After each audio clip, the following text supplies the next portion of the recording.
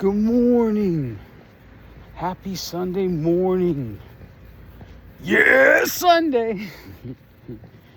Man, well, the scale was good to me yesterday, but part of that is the fasting I'm doing. You know, it's so interesting. When I decided to chase water-only fasting as a method of healing, when I decided that I wanted to try this to see how much of myself can I heal. And I've gone into it in my podcast, so I'm not going to really go into autophagy and everything like that. But there's one thing I didn't foresee when I started fasting, water-only fasting. And that is the one thing it has taught me so far is the lie of what we call hunger. I have fasted for 36 hours every week for the last 8 weeks. Last week was the 9th week, and I changed it to 48 hours.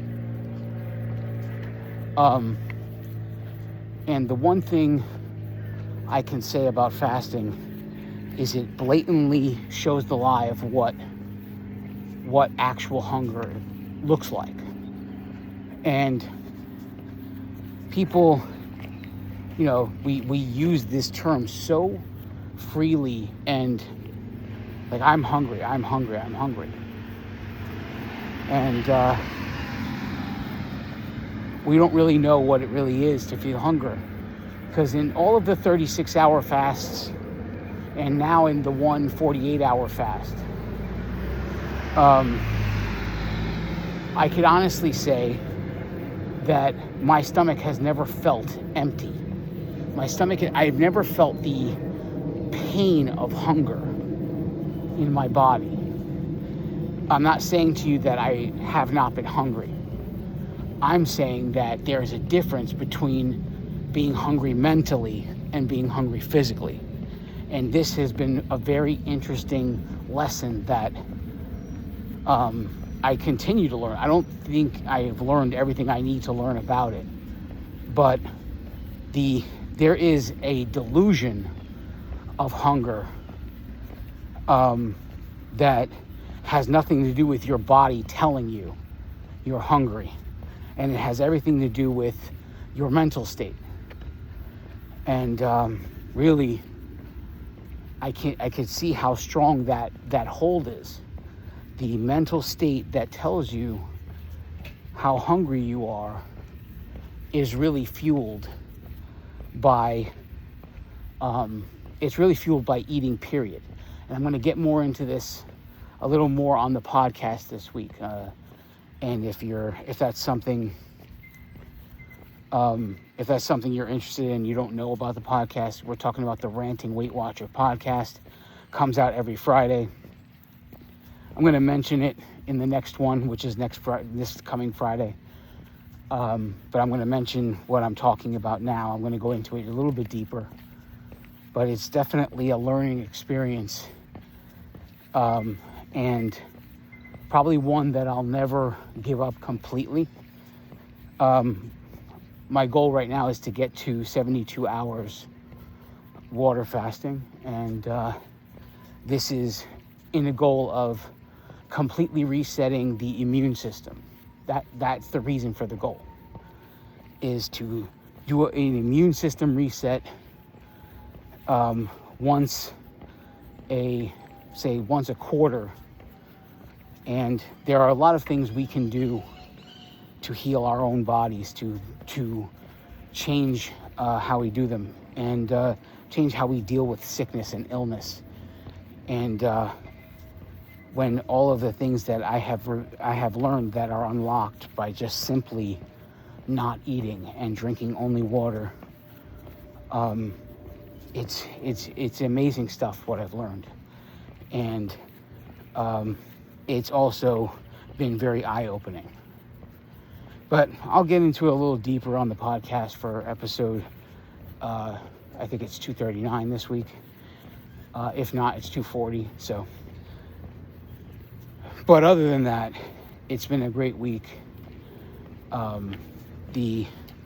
I am down 7 pounds this week, but again, that has to do with the fast. So I hold very little value in it.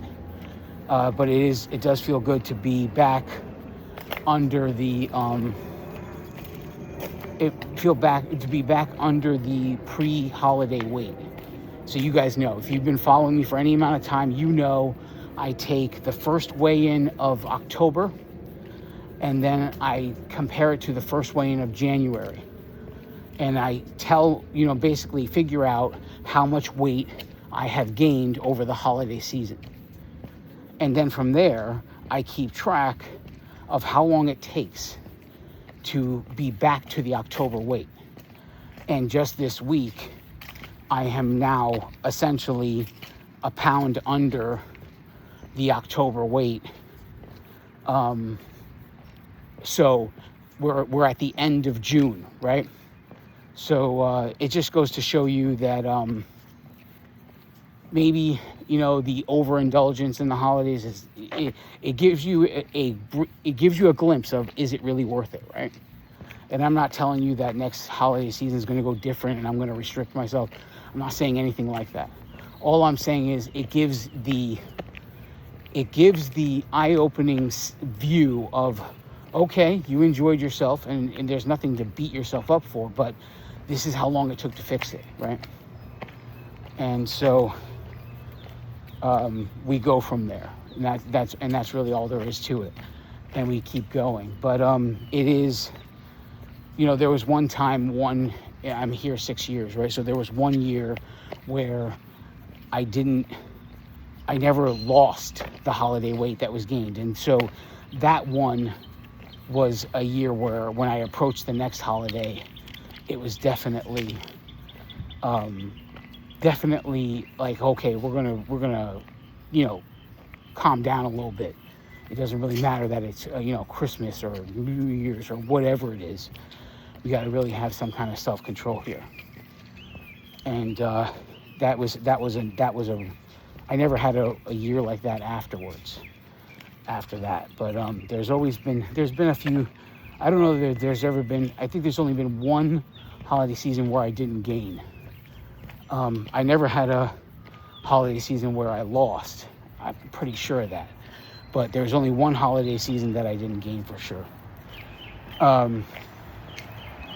Anyway, so I felt good to be back to the pre-October weight before the holidays started last year. And it took me half the year to do it. That's that. And so I like to see everything as a whole, right? You got to take you can't just take the good all the time. You got to take the good with the bad, and you got to see the whole thing for what it is. Now, beating yourself up when you find out this information, that's idiotic. So it's just wasted energy. You're better off wasting that energy using it on a treadmill than to beat yourself up for results. Results are always temporary. They're always going to be temporary. They're never going to be permanent. That's part of the reason why I'm always pushing becoming the greatest version of you.